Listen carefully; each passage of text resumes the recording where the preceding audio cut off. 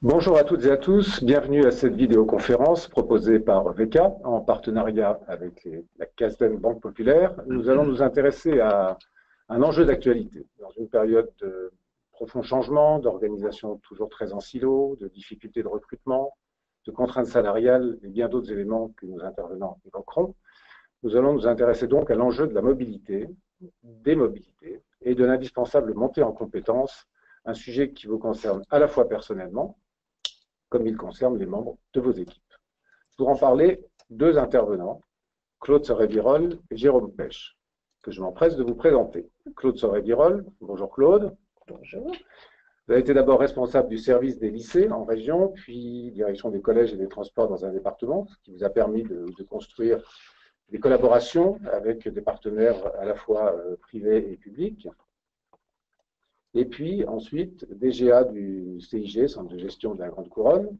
Vous êtes de plein pied dans toutes les problématiques des fonctions support des collectivités, et notamment la nécessité de faire évoluer les pratiques managériales avec tous les moyens capables de redonner du sens à l'intervention de chacun, dont la mobilité. Et vous êtes par ailleurs président de l'ADT INET. Jérôme Pêche, bonjour Jérôme. Bonjour. Après avoir été notamment travaillé sur l'évaluation des politiques publiques à la région Île-de-France, puis exercer des fonctions financières et RH au conseil départemental du Val-de-Marne. Vous êtes maintenant actuellement DRH de l'université de Nice, Sophia Antipolis, qui est un exemple d'ailleurs d'une mobilité entre fonctions publiques. L'université vous accompagnez des projets de modernisation d'organisation. Et votre regard de DRH, mais aussi la place du DRH dans une stratégie de mobilité et de montée en compétences sera riche en informations. Et moi-même, je m'appelle Luc Périmel, j'ai été rédacteur en chef de la lettre du cadre pendant un moment, puis directeur des rédactions du groupe Moniteur, et je suis maintenant coach en management et j'accompagne certaines collectivités. Claude Jérôme, avant de vous laisser la parole, quelques petites précisions pour nos auditeurs sur le déroulement de cette session.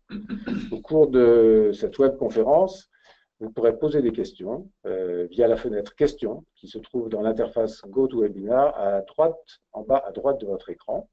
Claude Soré-Birol et Jérôme Pêche feront leur possible pour y répondre à l'issue de vos présentations. Enfin, nous vous informons que cette conférence donnera lieu à un enregistrement qui sera mis en ligne sur vk.fr et dont le lien vous sera envoyé par mail dans les jours à venir. Claude Soré-Birol, maintenant je me tourne vers vous. Qui dit mobilité dit management de la compétence dans des organisations, et ce sera plus le contenu de votre propos. S'assurer d'une bonne visibilité de la collectivité, faire de l'encadrement à l'incubateur et s'appuyer sur des expertises externes. Mais peut-être un mot en ouverture, avant d'aborder ces différents points, pour profiter de votre expertise et pour ne pas l'oublier, pas oublier cet angle-là, un mot sur la mobilité externe. Je vous passe la parole. Merci Hugues. J'aurais envie de démarrer par une forme de paradoxe. C'est-à-dire qu'on parle de mobilité dans la fonction publique territoriale, mais en réalité, on a 75 à 80% de catégories C qui sont par essence assez peu mobiles sur leur territoire de référence. Et la mobilité externe va plutôt s'imposer sur et concerner les cadres B ou les cadres A. Et là, si on affine encore un peu la statistique, et si on veut parler au-delà des mutations internes à la fonction publique territoriale pour ces catégories-là, si on veut parler d'inter-fonction publique, on va travailler sur des statistiques très infimes, puisqu'on a à peine 0,2% des effectifs qui sont sur de l'inter-fonction publique, à savoir l'État qui passe à la territoriale qui passe à l'État, voire plus modestement à l'hospitalière, puisque ce sont des métiers très très particuliers. Donc en soi, finalement, la mobilité ne serait pas une vraie question. En réalité, elle l'est, puisqu'on voit bien toutes les évolutions législatives à ce jour, notamment la loi mobilité qui a enclenché aussi la possibilité d'ouvrir les cadres d'emploi et les corps à des fonctionnaires venant des trois fonctions publiques.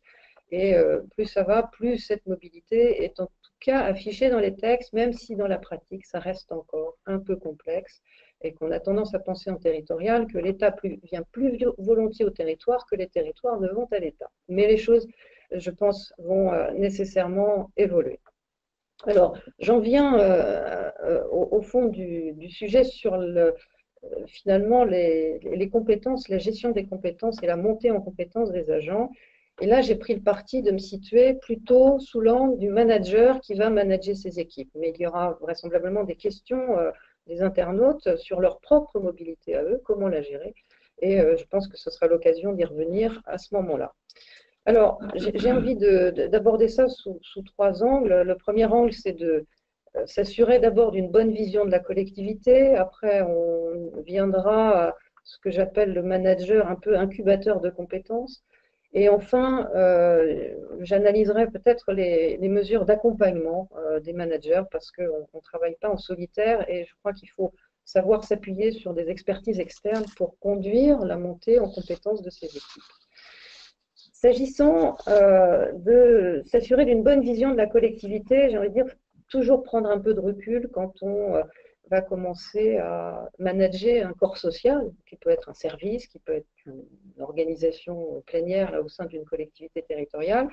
Il faut maîtriser les éléments de contexte. Dans quel territoire se situe-t-on? Quels sont les services rendus aux citoyens? Quel est l'impact du numérique dans l'organisation? Et quel est le rôle des élus dans ces relations avec l'administration et avec le territoire? Et puis, regarder un peu plus finement, du coup, quels sont les progressifs changements de métier à l'intérieur de l'organisation. Ensuite, je ne suis pas très partisante de s'outiller outre mesure, parce que je pense que les vraies réalités aujourd'hui dans la gestion des organisations, dans la gestion des compétences des équipes, passent par l'humain et la gestion de l'humain. Mais je pense qu'un minimum d'outillage quand même n'est pas complètement inutile, notamment parce que avoir une bonne vision de son organisation à travers les données sociales, alors bien souvent on parle du bilan social, ça a tendance à agacer un certain nombre de DRH ou de DGS parce que c'est un travail un peu lourd et fastidieux. On reviendra sur le fait que les organismes externes, comme les centres de gestion, ont tendance à essayer de faciliter la tâche par des applicatifs appropriés. Mais cette observation des données sociales donne quand même une vision des effectifs, une vision de la formation, une vision de l'absentéisme qui n'est pas du tout inutile dans le pilotage des équipes. Pareillement, on a des prolongements comme le rapport de situation comparée, hommes-femmes, on va avoir une approche genrée des statistiques.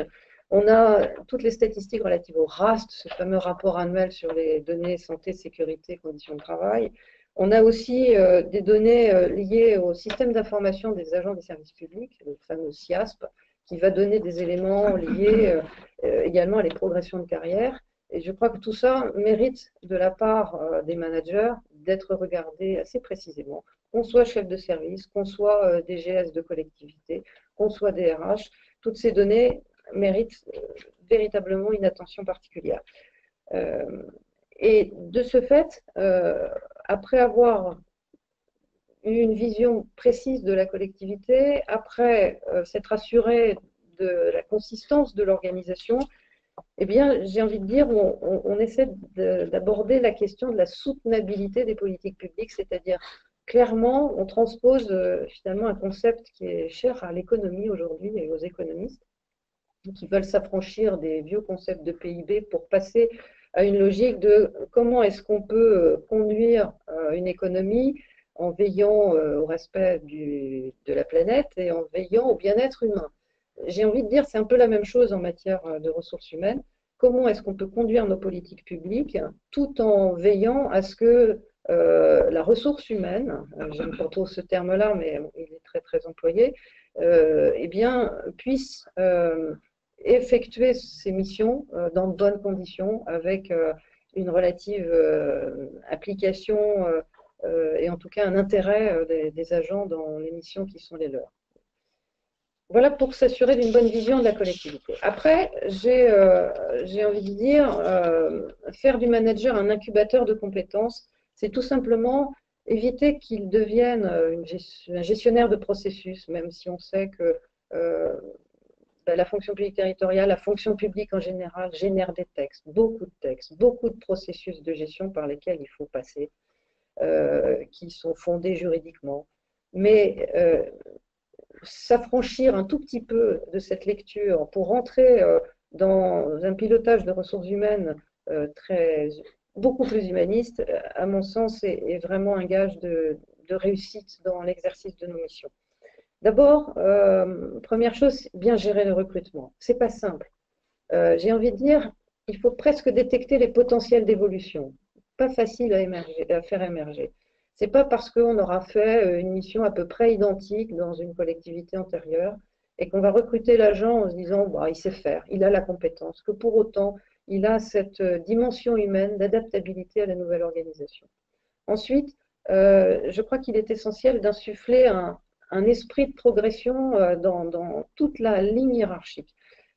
C'est toute la responsabilité de cette ligne hiérarchique et du top management. Quand on recrute un agent, la moitié, j'ai envie de dire, des responsabilités portent sur le recrutement, mais la moitié sur le management. Et petit à petit, le monter en compétences, détecter des appétences sur certaines missions complémentaires à ces missions, c'est un élément fondamental de la réussite de l'organisation. Après, j'ai envie de dire qu'il faut bien gérer les grands rendez-vous, notamment celui de l'entretien professionnel. Alors, beaucoup se sont émus des récentes réglementations sur l'entretien professionnel, puisque la responsabilité maintenant en incombe au N+1. Et finalement, l'autorité territoriale peut paraître et apparaître chantée dans l'exercice de cet entretien professionnel. Mais qu'est-ce qui empêche, au fond, j'ai envie de dire le top management, de veiller à ce que l'encadrant de proximité, eh bien, un point fixe soit fait préalablement à l'entretien avec l'agent, que les objectifs soient revalidés et qu'à l'issue de l'entretien, le reporting de l'entretien soit fait de manière à ce que le top management puisse avoir ensuite une lecture à peu près équilibrée de l'ensemble des entretiens d'évaluation qui lui auront été soumis. Rien n'empêche qu'informellement, la ligne hiérarchique s'implique dans cet entretien professionnel.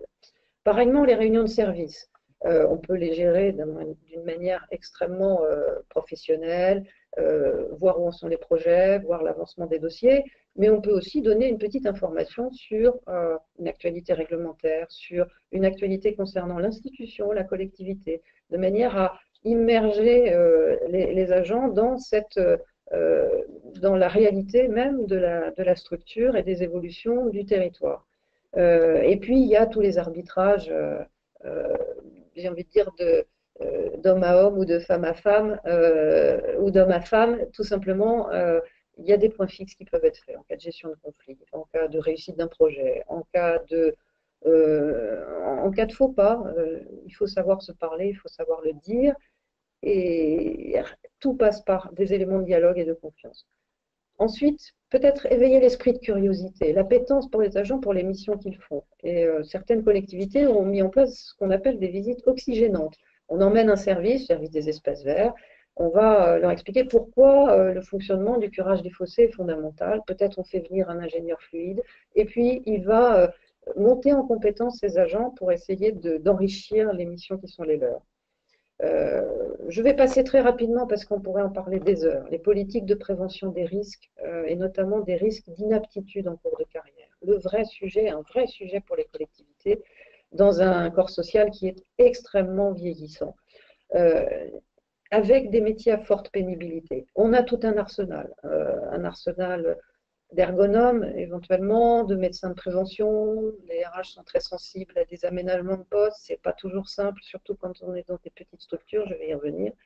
Cette politique de prévention et d'accompagnement des inaptitudes, je crois qu'il faut faire un focus extrêmement fin sur ces questions. Ça se gère au cas par cas, c'est vraiment de la dentelle.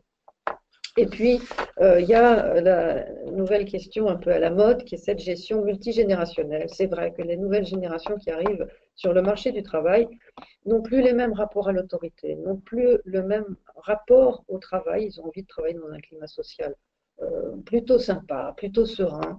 Et ils sont très curieux et ils ont envie de faire bouger les lignes. Et je crois qu'il faut savoir les écouter et savoir manager finalement en mixant toutes ces générations qui n'ont pas du tout le même rapport au travail ni à l'organisation. Là aussi, on pourra peut-être le réévoquer à l'occasion des questions. Alors, à ce stade, Claude, ce que je vous propose, c'est que nous prenions une question que l'on va poser aux internautes qui s'affiche. Hein, avez-vous ou envisagez-vous d'utiliser votre DIF pour entreprendre une mobilité? Parce que votre avis nous intéresse. Et pendant que nos internautes répondent à cette question, moi j'avais envie de demander pourquoi est-ce que vous avez choisi de poser cette question à ceux qui nous écoutent. Et puis effectivement, un petit réajustement sur le mot DIF. Alors, bien sûr, c'était pour montrer qu'on pouvait être ringard, qu'on pouvait faire des erreurs et qu'on pouvait les corriger. Donc, tout simplement parce que c'était plutôt l'esprit du DIF que je voulais mettre en avant, c'est qu'à l'origine, sachant que la réglementation vient de changer, on va en parler à l'instant.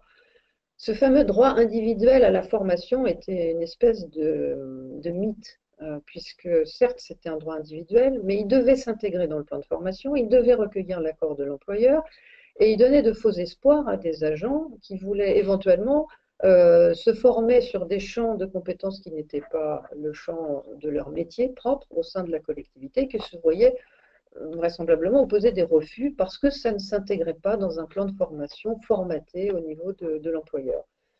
La nouvelle législation qui est en vigueur depuis le 1er janvier 2017, qui est ce fameux compte personnel d'activité qui inclut le droit et ce compte personnel de formation, permet en fait d'avoir un recentrage des droits à la formation et des droits tout simplement attachés à la personne, aux agents, pour qu'ils puissent l'embarquer dans une éventuelle mobilité d'une collectivité à l'autre ou d'un employeur à l'autre s'ils changent de fonction publique. Un peu à la star du privé, puisqu'on voit que la tendance est bien entendu au rapprochement des législations entre le privé et le public dans le monde du travail. Voilà tout simplement pourquoi je voulais aborder cette question du DIF. Alors, nous avons les premiers résultats, enfin, les résultats du sondage que nous avons lancé, qui vont visiblement plutôt dans votre sens, puisque ceux qui ont envisagé d'utiliser un DIF pour entreprendre une mobilité représentent 28% de l'internaute, et ceux qui n'ont pas envisagé, qui donnent une réponse négative, est de 72%. Je pense que, est-ce qu'on peut dire que vous l'avez déjà commenté ou est-ce que vous voulez... Je pense que c'est très éclairant sur la nécessité d'une évolution dans ce domaine, parce que je suis frappée par le fait, et nous-mêmes en tant qu'employeurs, et même au sein peut-être de nos structures, on n'est pas exempt d'être parfait, enfin, on n'est pas exempt de ne pas être parfait, plus exactement. C'est qu'on a tendance à renforcer la formation pour monter en compétence sur le métier qu'exerce l'agent.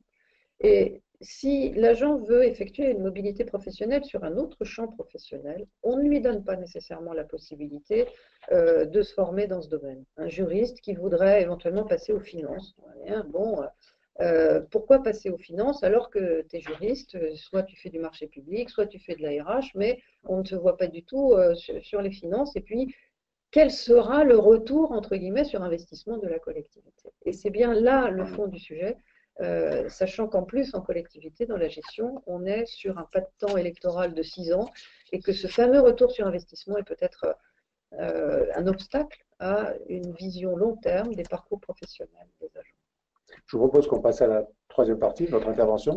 Alors, sur la troisième partie, je l'avais énoncé en introduction, c'est l'idée qu'on ne travaille pas hors sol quand on est des RH, DGS, chef de service, et qu'on peut puiser, et je crois que c'est plutôt extrêmement important, de puiser sur des expertises externes, sur des logiques de réseau. Alors, je n'ai pas noté les éléments relatifs au réseau professionnel, mais on est de plus en plus friand d'échanges d'expériences.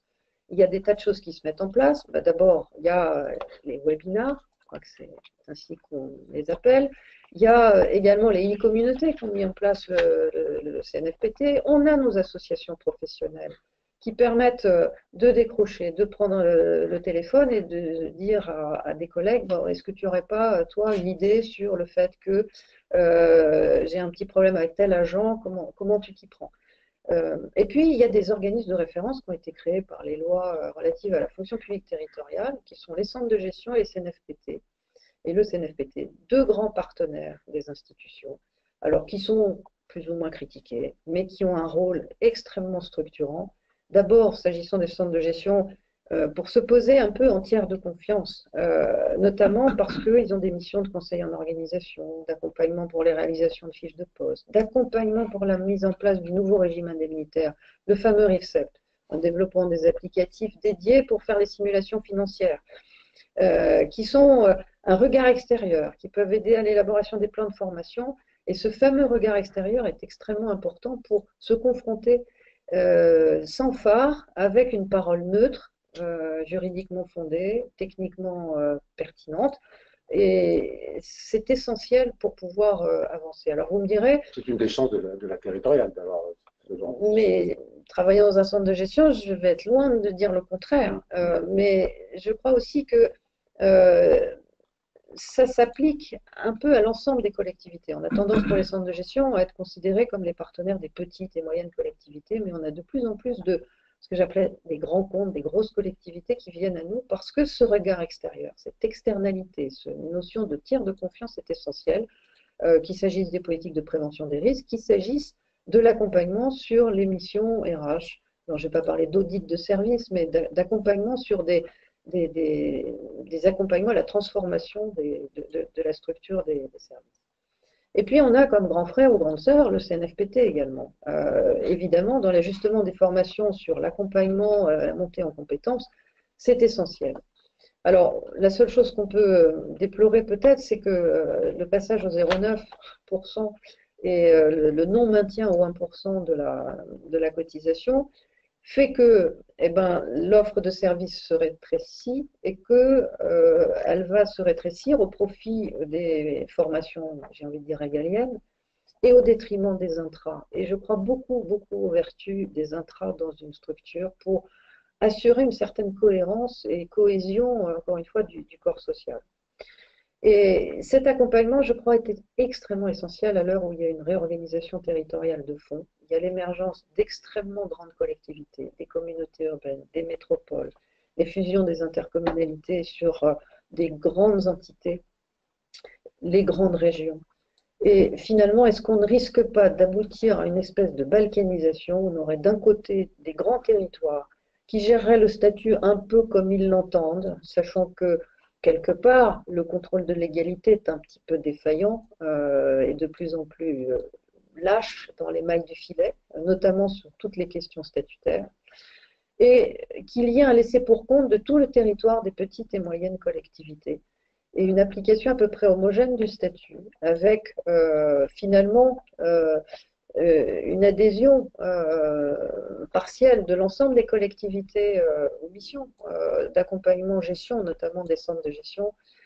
C'est un peu la tendance aujourd'hui avec l'adhésion à un socle commun de prestations insécables tel que la loi Sauvadet l'a prévu, qui est une tendance finalement à ce qu'il y ait un repère commun pour l'ensemble des collectivités d'un territoire. Ça me paraît une bonne chose. Et pour revenir donc au sujet de la montée en compétences, le recours à ces expertises externes, cette ingénierie embarquée qu'il peut y avoir, qu'on soit gros, petit ou moyen en collectivité, je crois que ce regard extérieur, il est extrêmement important pour accompagner l'évolution des collectivités locales.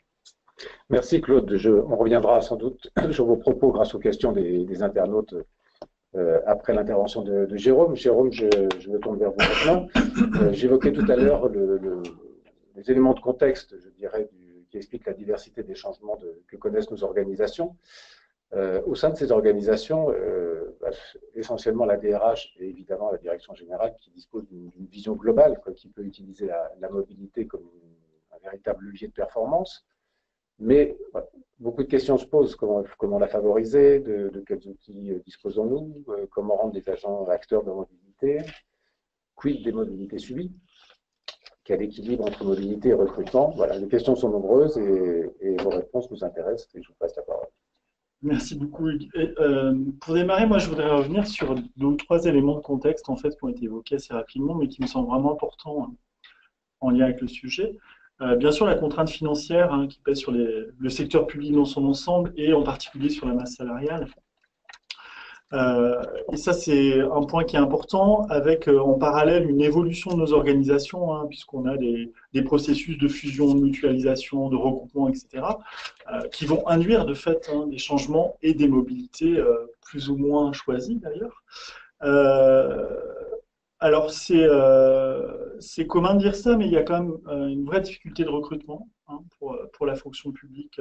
Alors, ce n'est pas vrai pour tous les métiers, ça va être variable selon les métiers, les bassins d'emploi, ça varie dans le temps en fonction du marché de l'emploi, mais il y a quand même cette réalité-là et la question derrière de l'attractivité de nos emplois publics.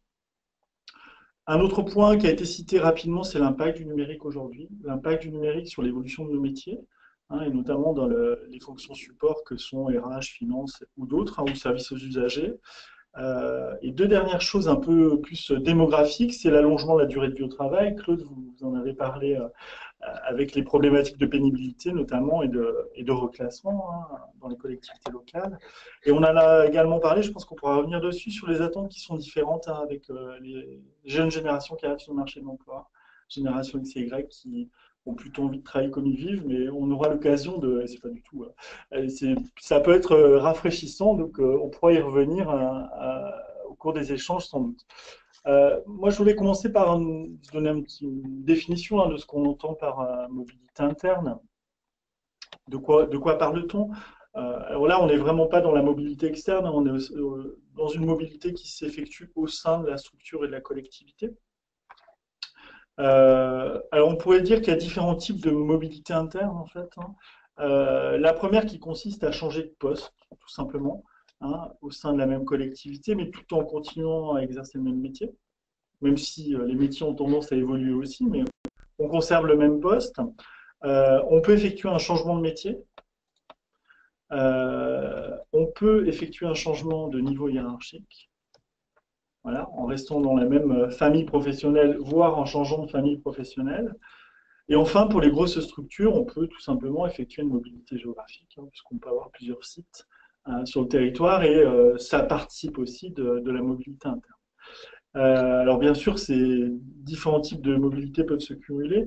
Moi, je voudrais juste insister là sur la question du changement de métier et la question du changement de niveau hiérarchique, parce que je pense que la mobilité interne, donc effectuer un changement de métier au niveau hiérarchique au sein de sa collectivité, c'est quand même relativement plus simple que de vouloir le faire en mobilité externe, hein, parce que l'employeur vous connaît, parce qu'un changement de niveau hiérarchique, ça va impliquer qu'on vous fasse confiance, que vous confie une équipe encadrée, etc., etc.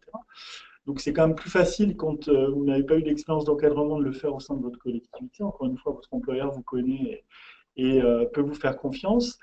Et de même pour un changement de métier, qui est toujours un peu plus délicat aussi. Bon, voilà, je posais un peu le cadre.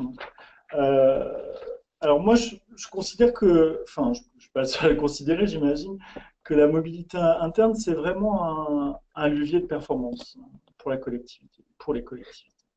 Alors ça, pour différentes raisons. Une raison simple, qui est celle qu'aujourd'hui, encore une fois, on a des difficultés de recrutement, on peut avoir des difficultés de recrutement, alors qu'on peut avoir les compétences en interne. Et ça, c'est quelque chose qu'il ne faut pas négliger, parce qu'on peut avoir parmi ses collaborateurs, parmi les collaborateurs de la collectivité, des agents qui souhaitent évoluer, qui ont le potentiel pour le faire. Et moi, je voulais revenir sur un point qui me semble important aujourd'hui en termes de recrutement.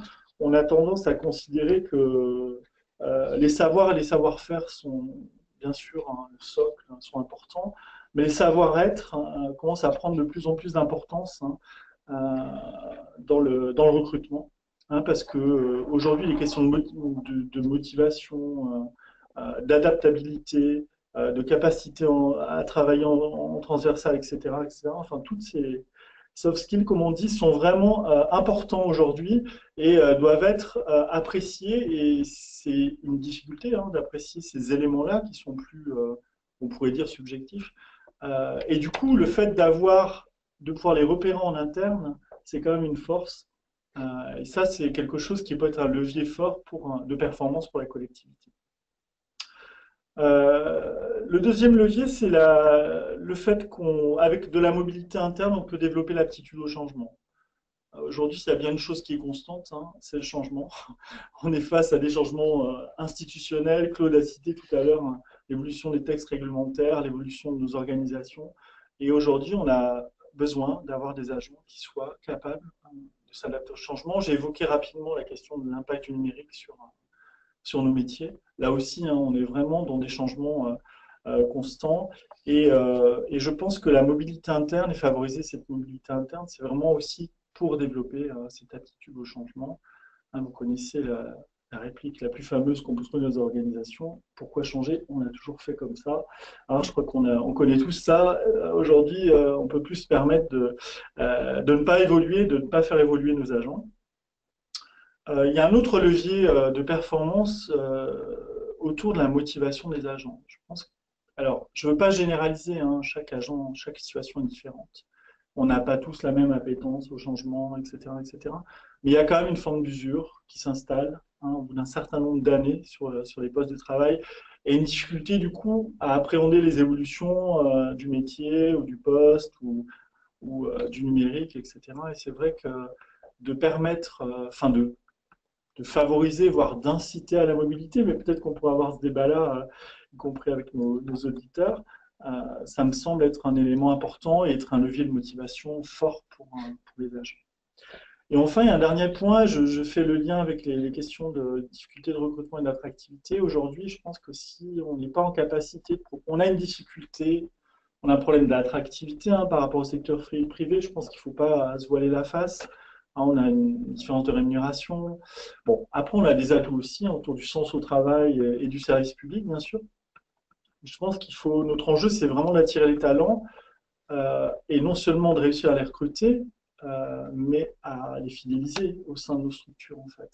Et si on n'est pas en capacité de leur proposer des perspectives d'évolution professionnelle, il est probable que ces talents-là iront trouver ailleurs ce qu'on n'a pas su leur proposer. Donc ça, c'est un autre point qui me semble vraiment important.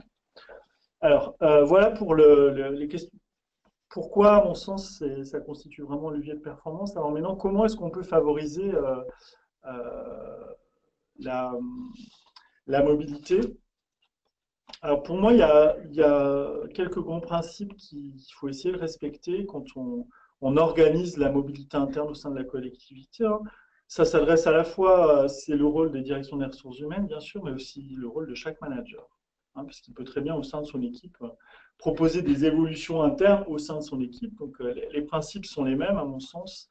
Je pense que la mobilité, elle doit intervenir pour pouvoir des postes en interne et trouver la compétence qu'on n'a pas, parfois.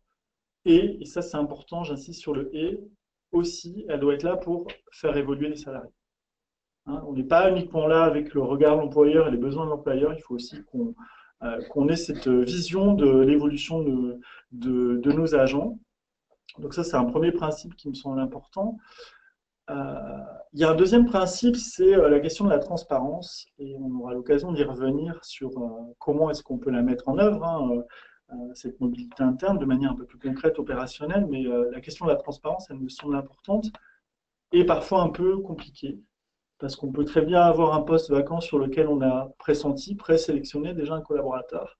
Et du coup, la question se pose de est-ce que le poste, on l'ouvre en interne à tout le monde, sachant qu'on a déjà pré-recruté. Enfin voilà, donc c'est une question qui est un peu délicate et sur laquelle peut-être on aura l'occasion de revenir.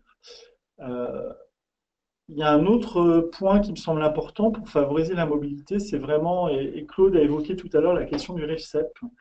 Le RIFSEP, donc, est ce nouveau régime indemnitaire qui est lié non plus au cadre d'emploi et au grade, mais à la fonction exercée par l'agent.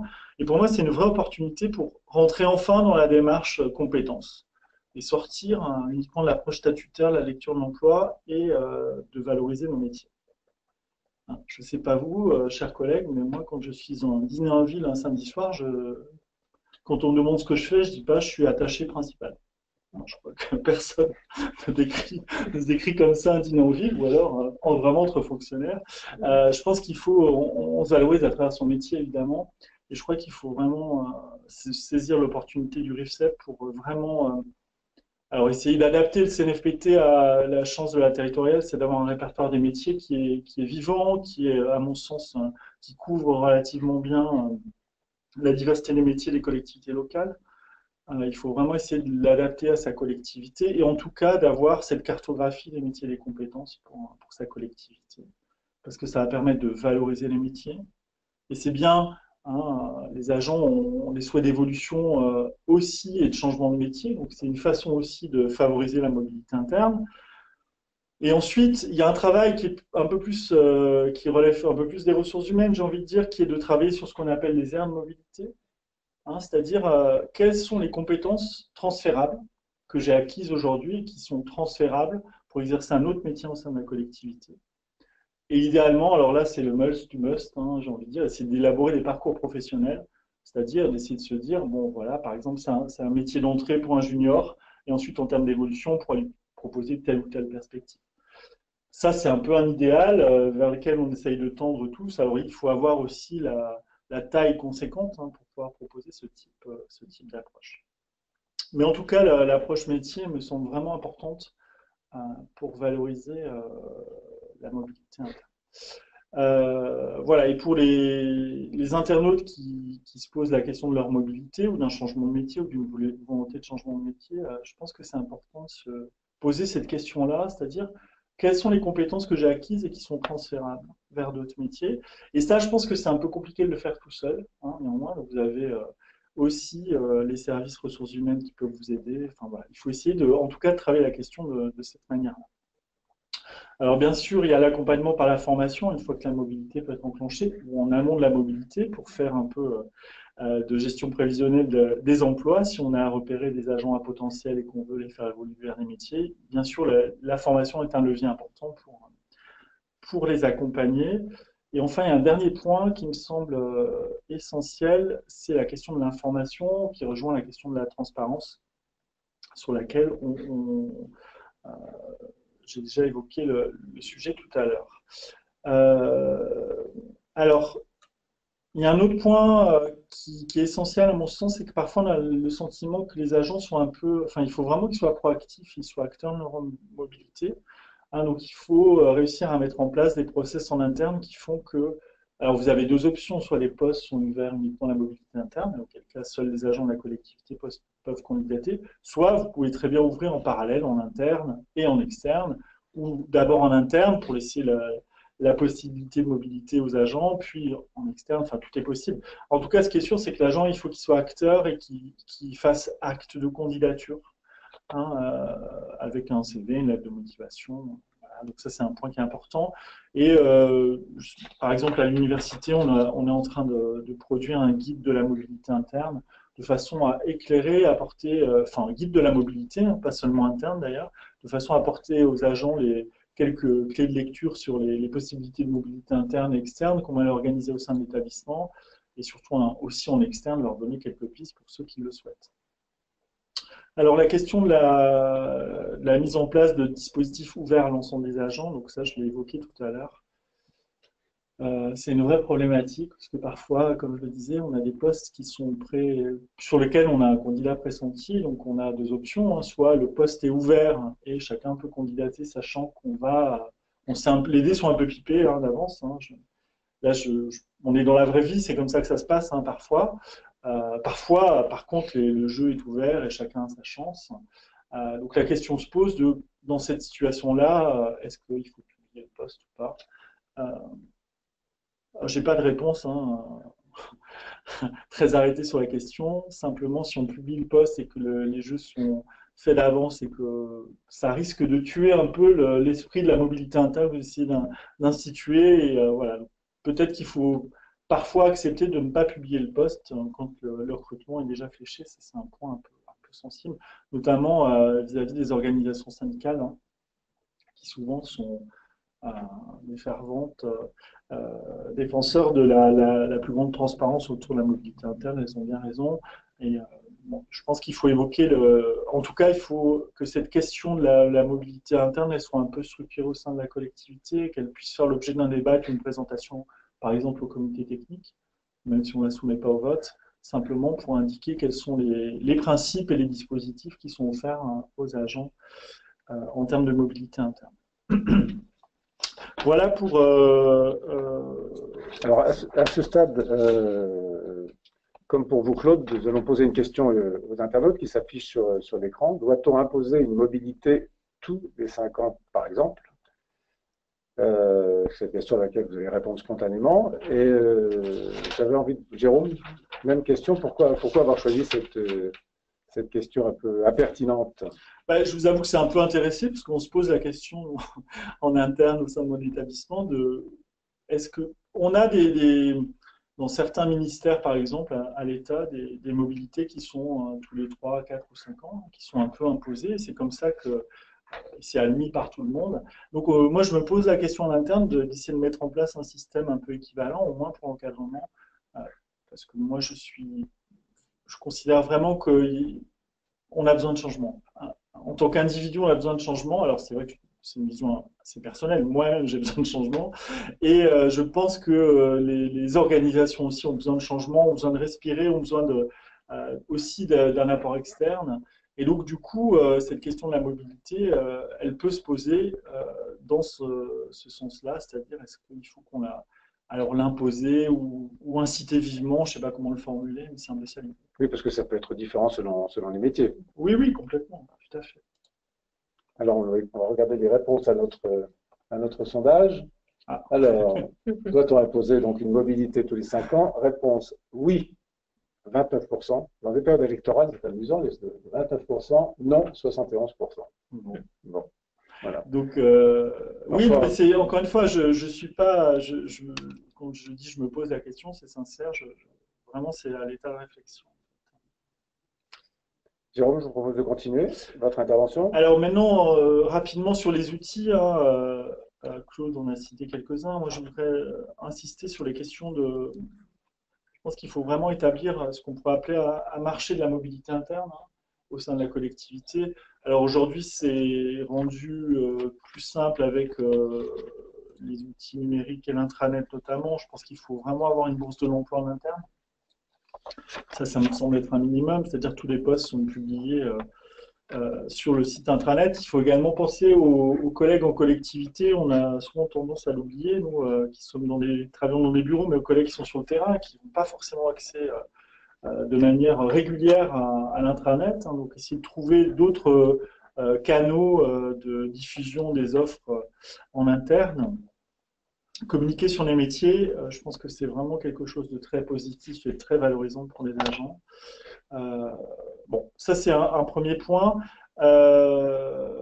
L'idée de favoriser aussi les réseaux et les échanges, hein, au sein de la collectivité. Je pense que si on a des collègues qui sont sur les mêmes métiers, ça peut être intéressant aussi d'avoir des réseaux professionnels au sein de la collectivité. Alors il faut que la taille le permette, que ça soit pertinent, mais c'est aussi, ou je ne sais pas, organiser des forums métiers, par exemple, au sein des collectivités, justement pour présenter les métiers, que ce soit les agents qui viennent présenter les métiers et leurs métiers. Donc du coup, c'est une façon aussi de découvrir et peut-être d'ouvrir des possibles qu'on n'avait pas imaginés quand on est dans un projet de mobilité. Alors après, il y a un point qui est vraiment important, c'est la question de l'entretien professionnel avec le manager. C'est vraiment un moment privilégié. Souvent, c'est vécu comme un acte, j'ai envie de dire, obligatoire, administratif. Enfin, je pense qu'il faut vraiment qu'on dépasse ça. C'est vraiment l'acte de management important, cet entretien professionnel. Et donc, c'est l'occasion, le manager de poser la question à l'agent et l'agent d'évoquer ses souhaits de mobilité s'il en a, et d'avoir cet échange avec son encadrant. Alors bien sûr, la DRH, les directions des ressources humaines ont un rôle important à jouer, hein, parce qu'il faudrait qu'on soit en capacité de pouvoir accueillir les agents, parce que souvent la mobilité elle nous arrive à travers des demandes de formation, des demandes de bilan de compétences, voilà, on est déjà dans l'outil. Et je pense que les directions des ressources humaines doivent être en capacité d'être en amont de la réponse par l'outil, c'est-à-dire d'aider l'agent à construire son projet professionnel, parce que je crois que c'est vraiment ça qui est important. Et ensuite, l'outil, que ce soit de la formation, un bilan de compétences, ou que sais-je encore, pourra venir par la suite. Je vous coupe un instant, juste pour inciter les internautes à poser des questions qui commencent à apparaître d'ailleurs sur les écrans.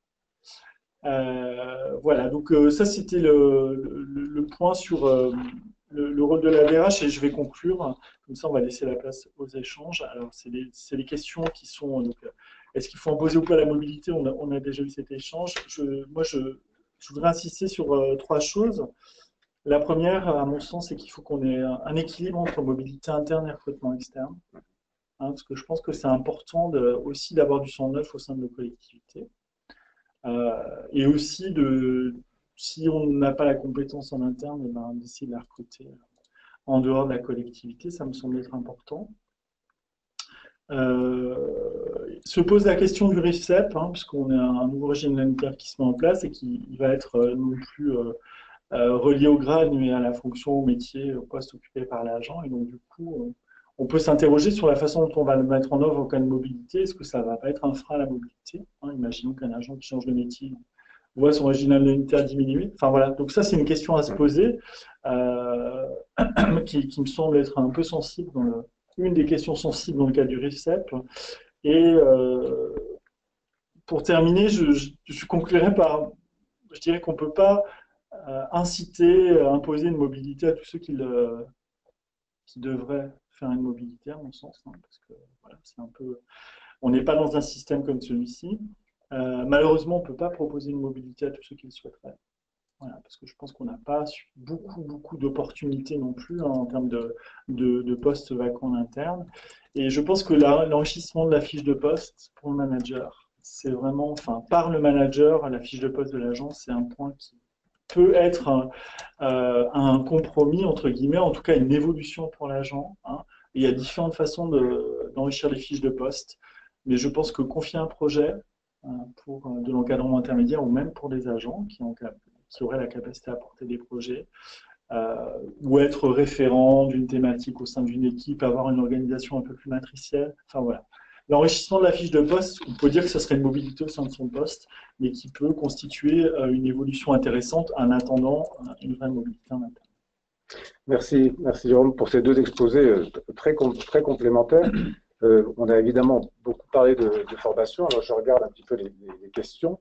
Est-ce qu'il est si facile, en fait, pour un agent qui veut sa mobilité, d'obtenir un accord employeur sur une formation quand il s'agit de changer de compétence à l'intérieur des collectivités? Est-ce que c'est si facile que ça? J'ai envie de dire non. J'ai envie de dire non, d'autant plus que, quelque part, les agents sont un peu sur un processus d'autocensure.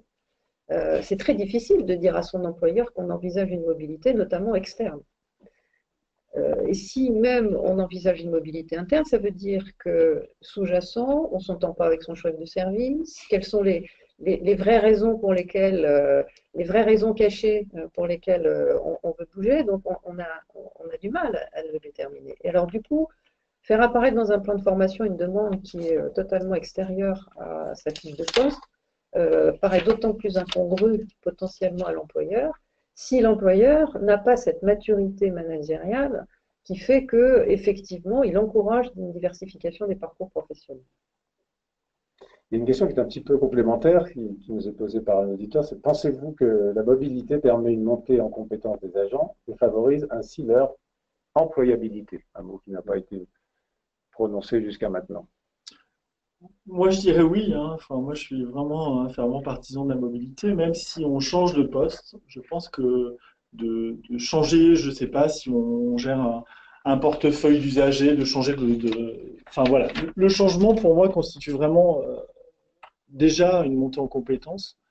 Alors évidemment, si on change de métier ou si on change de niveau hiérarchique, de fait, là, on va vraiment avoir un gap important en termes d'élargissement de ses compétences, en fait, hein. Donc, pour moi, la réponse est clairement oui. Alors, je nuancerai peut-être, mais peut-être je ne suis pas très bien placée parce que ça fait assez longtemps que je suis sur le poste que j'occupe.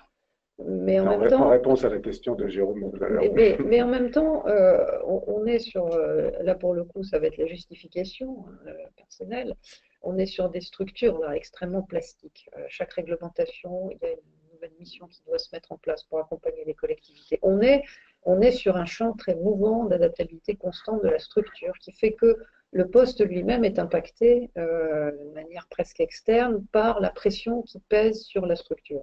Mais ce n'est pas vrai partout, ce n'est pas vrai dans toutes les collectivités. Oui, de fait, la mobilité, elle impose, et notamment pour les cadres, un processus de remise en cause. Et je crois que ça, c'est un des fondamentaux d'un cadre encadrant, c'est d'être en capacité de se remettre en cause.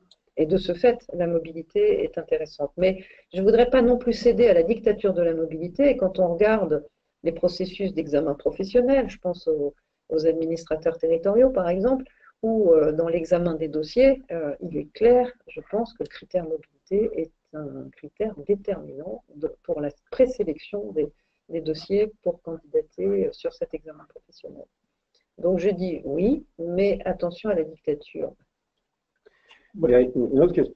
Il y a une autre question qui nous arrive, qui est une question, de mobilité au niveau du territoire. Elle vient de quelqu'un qui est dans une interco, avec une mutualisation des intercos, et donc un certain nombre de personnel qu'il va falloir réaffecter, et qui se pose la question d'expérience existante, de volonté de faire une mutualisation et de la mobilité au niveau du territoire intercollectivité.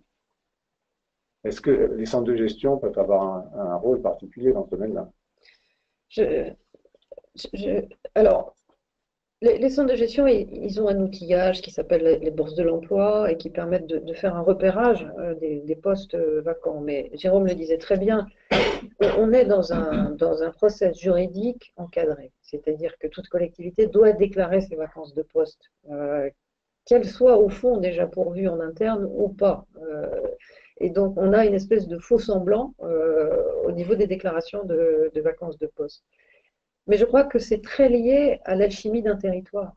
On a dans les fusions d'intercommunalités, pour les pratiquer, les nouvelles intercommunalités nouvellement constituées, il y a eu préalablement soit une conférence des DG qui fonctionnait bien, assortie d'une conférence des présidents qui fonctionnait bien, et auquel cas les réattributions et les réaffectations de postes se sont passées dans de bonnes conditions.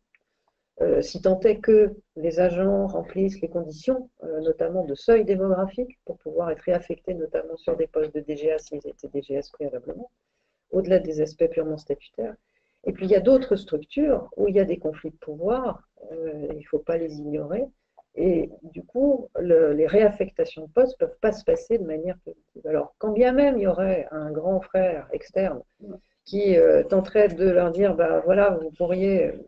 Rien n'y fera s'il n'y a pas cette alchimie interne au territoire. Il y a une question complémentaire qui arrive, qui est de dire comment faire, comment peut-on parler de mobilité dans les petites collectivités, justement. C'est ce que vous évoquiez tout à l'heure quand vous parliez de risque de balkanisation, c'est que comment faire pour ces petites collectivités? Est-ce que là aussi, il ne peut pas y avoir une mise en commun?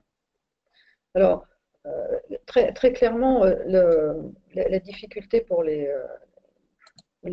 petites collectivités, c'est que l'intercommunalité a quand même été un aspirateur à compétences et que dans les petites collectivités restent des services de proximité et reste surtout le gros sujet de la gestion de l'inaptitude. Et là, c'est très compliqué d'avoir une intelligence collective pour pouvoir réaffecter des agents dans un processus de reclassement dans une autre collectivité voisine parce que la mobilité, la géographique, est extrêmement limitée.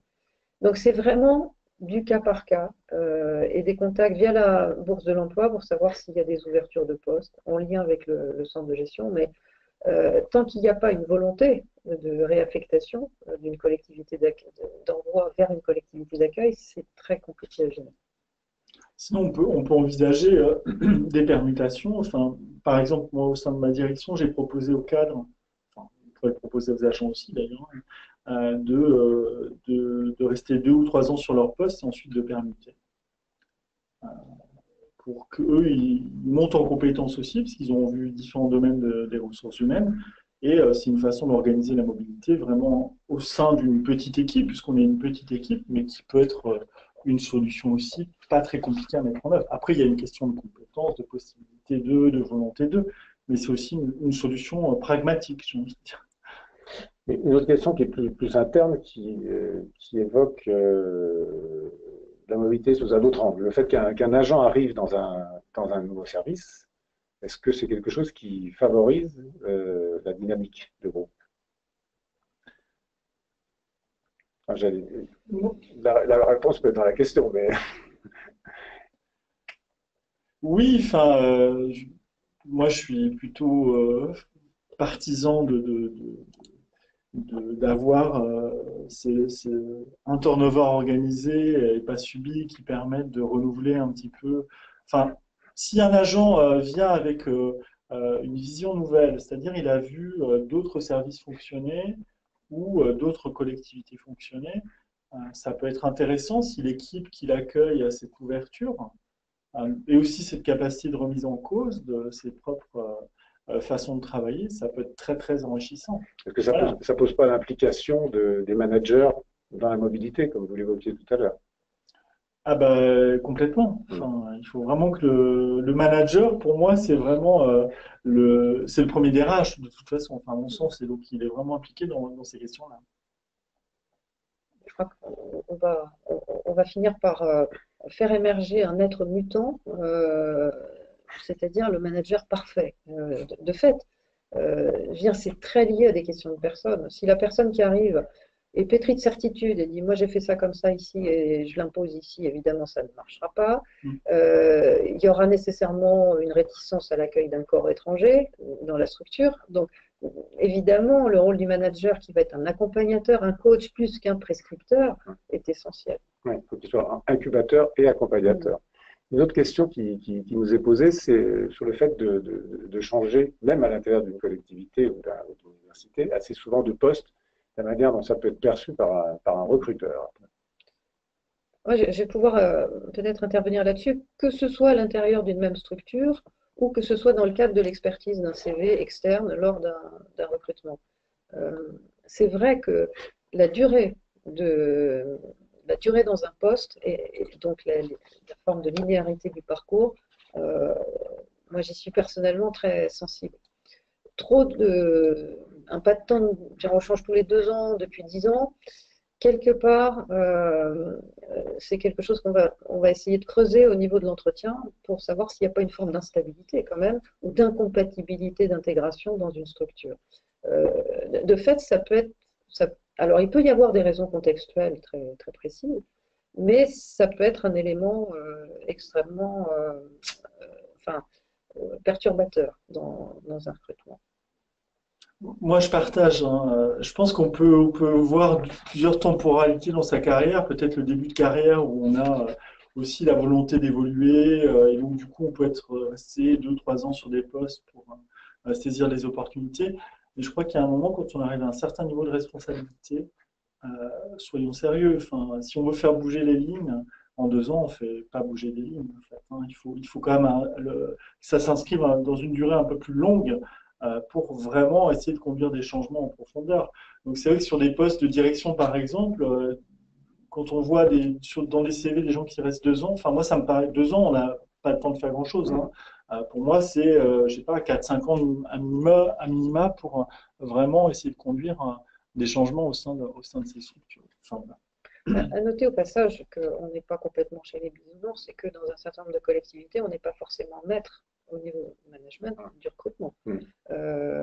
Parce que je rappelle que le maire ou le président est chef du personnel, sa vieille acception, et que donc, clairement, il y a parfois des recrutements un petit peu imposés. Alors, après, c'est au manager d'avoir tout l'art de convaincre par rapport aux exigences qui pèsent sur lui dans le déroulement des politiques publiques, qu'on ne peut pas forcément exercer si la personne en question, qui est peut-être très bien, mais qui peut aussi ne pas l'être, n'a pas toutes les compétences embarquées. Une dernière question qui est en fait la reformulation d'une question que Claude voulait poser à Jérôme. Je me permets de la formuler à votre place. Aujourd'hui, que ce soit dans l'interco, que ce soit dans les fusions de régions, on vit des situations qui sont difficiles pour certains de nombreux agents. Comment gérer toutes ces mobilités forcées? Quels outils peut-on utiliser? Moi, je crois beaucoup à l'accompagnement. Voilà. L'accompagnement l'accompagnement et la communication. Parce que là, dans le cas que vous évoquez, c'est des évolutions structurelles organisationnelles, donc il y a de la lisibilité sur ce qui est en train de se passer, dans quel calendrier, et surtout un accompagnement individualisé des agents, pour vraiment, et peut-être organiser, quand c'est possible, ces mobilités subies, c'est-à-dire, est-ce qu'on a la possibilité de laisser aux agents le choix de candidater, est-ce que c'est ouvert ou pas, voilà. Ça, c'est des questions qui me semblent... des réponses qui me semblent être à minima pour veiller un peu, Claude l'évoquait tout à l'heure, au bien-être au travail. Parce que, on est aussi là pour ça. Je vais peut-être être un peu plus trash dans la réponse, c'est-à-dire qu'il y a plusieurs hypothèses de travail dans cette configuration de fusion d'intercommunalité. Soit il n'y a pas les capacités requises pour l'agent en termes statutaires, en termes de strate de collectivité, de poursuivre sa mission de direction générale ou de direction générale adjointe, et auquel cas il peut y avoir des processus de prise en charge par le centre de gestion ou le CNFPT selon les grades. Ça, c'est la première chose. Après, tout n'est pas forcément négatif au sens où quelqu'un qui était DGS devient DGA, mais devient DGA d'une beaucoup plus grosse structure. Et auquel cas, c'est pas en soi le fait de passer de DGS à DGA n'est pas une forme de régression, mais au contraire une forme de progression de carrière si on s'imprègne bien de la réalité du poste. Donc tout ça est à nuancer et je pense encore une fois que il y a vraiment une alchimie du territoire parce que tout le monde se connaît, les élus connaissent aussi les dirigeants et que tout se passe finalement au sein d'un groupe humain qui soit fonctionne, soit dysfonctionne. Et c'est pour ça qu'il est très difficile d'en tirer des enseignements génériques. Il faut savoir quand même que dans ces cas-là, les accompagnateurs externes que sont Centre de gestion CNFPT peuvent aider en dehors des réseaux professionnels qui, je crois, sont extrêmement importants, même dans la gestion morale de cette transition, qui n'est pas simple, hein, parce que la solitude du chef fait qu'on a besoin d'être un peu accompagné dans ces moments de changement, voire de crise. Alors, ma dernière question était en fait l'avant-dernière, puisqu'il y a une dernière question qui nous est proposée.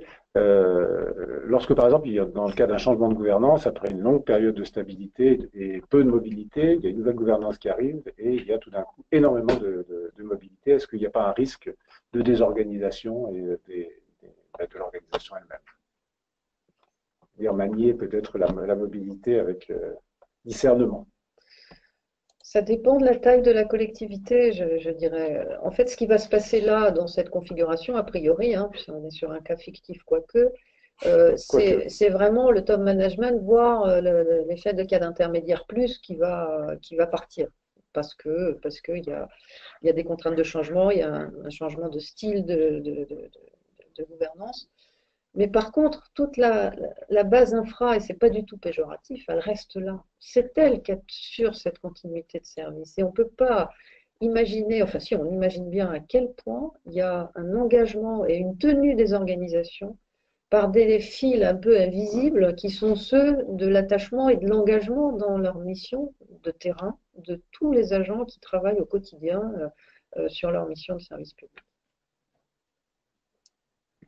Bien, écoutez, c'est sur cette notion de visible et d'invisible que nous allons terminer cet échange. Merci Claude et Jérôme pour vos interventions. Merci à nos internautes, auditeurs pour leur présence, pour leur attention. Je voulais vous rappeler que dans le cadre du partenariat VK-CASDEM Banque Populaire, il y aura 3 prochaines vidéoconférences qui vous seront proposées, dont une qui aura lieu le 13 septembre sur la place du DRH dans l'organisation, avec 2 intervenants qui sont Nadège Battista, qui est la DGS de la ville et de l'agglo de Châteauroux, et Jean-François Verdier, qui est l'ancien DGAFP, directeur général de la fonction publique.